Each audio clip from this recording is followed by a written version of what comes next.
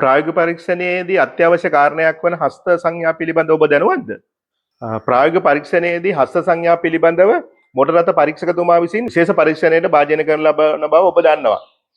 එතකොට ඔයාට හස්ත සංඥා තුනක් පිළිබඳ මෙහිදී සැලකිලිමත් වෙනවා. මම මේ හස්ත සංඥා තුන පිළිබඳව විස්තර කරන්න අද බලාපොරොත්තු වෙනවා. පළවෙනි එක තමයි ආරම්භ කරන්න. අපි වාහනයක් නතර කරලා තියෙන වාහනයක් ආරම්භ කරනකොට අපි ලයිට් සිග්නල් වගේම හස්ත සංඥාව යොදන්න ඕන. හස්ත සංඥා මේ විදිහට දකුණු අතින් තමයි දාන්න ඕන. දකුණු අත කෙලින් වාහනෙන් පිටට දකුණු අත විතරයි අනිවාර්යෙන් පාවිච්චි කරන්නේ. අපි දකිනවා සමහරක් වෙලාවට 3 wheel වලට ලයිසන් ගන්න එන අය වම් අතින් හස්ත සංඥා දානවා ආරම්භ කරනකොට. ඒක සම්පූර්ණ වැරදි. එතනින් පළවෙනියටම දැනගන්නවා මොටර රථ පරීක්ෂකතුමා ඔහු නිවැරදි පුහුණුවක් ලැබුණු නැති පුද්ගලයෙක් කියලා. එතන තමාට තහවුරු කරන්න ඕන පළවෙනියටම තමන් නිවැරදිව පුහුණුවක් ලබාගත් පුද්ගලයෙක් කියන එක. ඒ නිසා මේ හස්ත සංඥාදීම ආරම්භ කිරීමේදී හස්ත සංඥාව මේ විදිහට යෙදිය යුතුයි.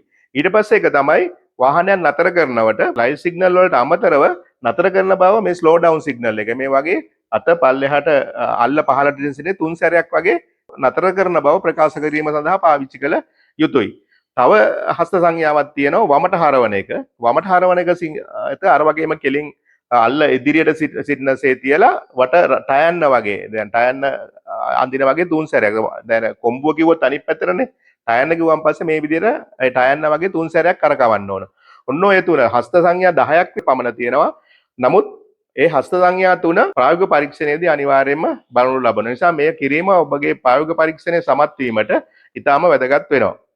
ඒ වගේම ගොඩක් අයට ආධුනිකයන්ට ප්‍රශ්නයක් තියෙනවා ඇයි මේ හස්ත සංඥා යොදන්නේ කියලා. එකක් තමයි ඔයාගේ ස්ටීරින් වීල් එක අපිට වම් අතින් හසුරවන්න තනියම හසුරවන්න පුළුවන් වෙන්න ඕන. තනි අතකින් ස්ටීරින් වීල් එක සමහරක් වෙලාවට හසුරවන්න පුළුවන් හැකියාව තියෙන්න ඕන. එතනදී ඒ ගැන අවධානය යොමු කරනවා. අපි දන්නවා වම් අතින් ගියර් දාන්න යනකොට අපි දකුණු අතින් තනි අතින් අපිට ස්ටීරින් වීල් එක මෙහෙවන්න පුළුවන් කියලා රිය ධාවනයේදී අවබෝධ කරගන්න පුළුවන් වෙනවා. නමුත් අපිට වම් අතින් විතරක් ඒක හසුරවන්න පුළුවන්ද කියන එක දැනගන්න නම් අපි මේ හස්ත සංඥා යෙදීමේදී තමයි ඔහු පරීක්ෂකතුමාට දැනගන්න පුළුවන් වෙන්නේ.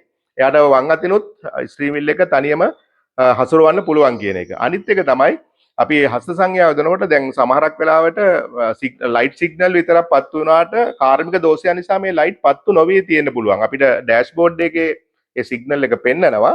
නමුත් පිටිපස්සේ බල්බ් එක සමහර ක්‍රියා විරහිත වෙලා බල්බ් එක පත්තු නොවෙන්න පුළුවන්. නමුත් අනේ වෙලාවට අපිට අනතුරක් වළක්වා ගැනීම සඳහා මේ හස්ත සංඥා කියන එක ඉතාම වැදගත් වෙනවා. ඒ වගේම අපි දන්නවා වමට හරවනකොට අපි වමට සිග්නල් දැම්මා සමහර වාහන අපි විශේෂයෙන්ම කාර් වෑන් වලට අමතරව ඊට වඩා දිග වාහන ඔය අඩි 40 කන්ටේනර්ස් ඊට ලොරි වගේ වාහනකොට අපි දකිනවා පොඩි පාරකට හරවනකොට වමට සිග්නල් දැම්මට පාරේ දකුණු පැත්තට අරලා තමයි ගන්නෙ. එතකොට අපි වමට සිග්නල් දැම්ම සමහර අය හිතනවා ඒක වැරදි සිග්නල් එකක් වෙන්නේ නැති කියලා සමහරට අනතුරක් කරගන්න පුළුවන්. එතකොට අපිට මේ හස්ත සංඥා යෙදීම තුළින් අපිට වමට හරවනවා කියන එක අවබෝධයක් ගන්න පුළුවන් වෙනවා. එතකොට වමට සිග්නල් දාලා මෙයා දකුණු පැත්තට ගත්තේ මෙයා හරවන්න බලාගෙන කියන එක රියදුරා අවබෝධ කරගත යුතුයි. අන්න ඒ වගේ වෙලාවට මේ හස්ත සංඥා ඊටාම වැදගත් වෙනවා. තව කාරණා ගොඩක් තියෙනවා. නමුත් මම ප්‍රායෝගික පුහුණු කිරීම වලදී මම ඒව සියල්ලම විස්තර කර දෙන්න සූදානමින් ඉන්නවා.